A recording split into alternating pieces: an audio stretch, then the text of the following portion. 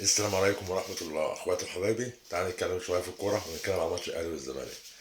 شفتوا بقى يا جماعة، هو ده الاهلي اللي احنا كنا بندور عليه. هو ده الفريق اللي يدي الزمالك ثلاثة ويدي غيره ثلاثة ده الفريق اللي احنا كنا بندور عليه، اللعيبة اللي احنا كنا بندور عليها، ده اللي احنا كنا طالبينه من اللعيبة. اتفرج النهارده على بن شرقي. بن شرقي النهارده رجل المباراة، ابدع. جونين واسيست، وكان متسبب في ضربة الجزاء. مستوى عالي، ماسك فورمة النهارده. اتفرج على اللعيبة كلها النهارده، اللعيبة كلها النهارده يعني قليل منها اللي مش في مستواه. يعني هو تريزيجيه بس اللي شويه مش يعني ايه، مش شايف شويه، ضيع ضربه الجزاء وضيع برضك انفراد وبتاع. بس اتفرج على اللعيبه، امام النهارده في حالته. حسين الشحات طبعا بيتالق طبعا في نقاط القمه كلها. حسين بقى ترند في لقاء القمه. دايما حسين لازم يعلم مع الزمالك، ينزل يزم. الو حسين، يلا تعالى عندنا ماتش للزمالك، يلا عشان ايه؟ تعلم عليهم. فالنهارده بصراحه الواحد ما عندوش كلام يقوله، بس هو فرحان. فرحان ان شاف لعيبه الاهلي وشاف روح الاهلي. شاف ان احنا عندنا وكنا ممكن جدا ناخد الدوري بسهوله. بس احنا عارفين ان ما عندناش مدرب. هي دي المشكله.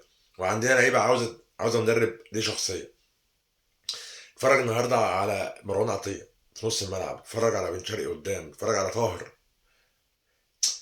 اللعيبه كلها يا جماعه النهارده، هي دي اللعيبه اللي احنا كنا عاوزينه منها. هو ده روح الاهلي، هي دي يعني دي اللعيبه اللي احنا كنا حاطين في مخيلتنا في اول الدوري ان هي دي المستوى الطبيعي بتاعها.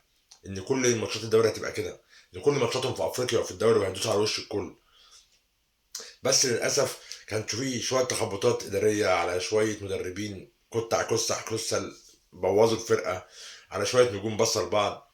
بس الحمد لله النهارده قدرنا نكسب الزمالك ثلاثة. اديناهم ثلاثة وعلقة كورة. كنا نقدر نكسب أربعة وخمسة كمان، بس كفاية ثلاثة. حلوة مرضية عليهم النهاردة ثلاثة. اه الدوري يعني بنسبة 90% راح، بس كفاية ان انا النهاردة خليت الزمالك لو حتى خد الدوري انا دايس على وشه. خدته رايح جاي، وفي السوبر الافريقي وفي السوبر المصري. يعني 3 مرات لعبت الزمالك، كسبته 3 مرات. وانا في اسوأ حالاتي وفي اسوأ موسم ليا، اللي هو احنا بنتكلم في موسم صفري، انا خدت الزمالك رايح جاي و 3-0 مع الرأفة. ويعني لعبت كرة قدامه، خليته مش شايف. لعبته النهارده كلها تحس ان هي كلها ناسيه الكوره. عبد الله السعيد مش شايف قدامه. شفت انت عبد الله السعيد وهو طالع؟ خلاص انت صدرت لهم مشاكل. عبد الله السعيد طالع معترض ومش عاجبه التغييره. إيه، مشاكل فنيه ظهرت عند الزمالك كتير قوي. انت لما ضغطت على الزمالك وجبت جون بدري، الزمالك فك. وبان ان هو ما عندوش، يعني اللعيبه دي كلها ما عندهاش المستوى اللي هو يوصلهم لكده. هو بس في قدام الفرق التانية عشان بيعرف يتقدم بدري، او بيعرف يتقدم قدامهم، فبيعرف يكسب. اما في الطبيعي هو اي فرقه بيجيب في الزمالك جون ما بيعرفش يرجع، ما بيعرفش يعمل رومنتادا. في الدوري تقريبا كل ماتشات الزمالك اللي كان بيخش فيه جون ما كانش بيعرف يرجع، بيفك. لان اللعيبه ما عندهاش الخبرات، ما عندهمش الكواليتي اللي هو يقدر يعمل رومنتادا في كل ماتش، ويقدر يرجع في كل ماتش. هي بتخدمهم لان جمهورهم ساندهم.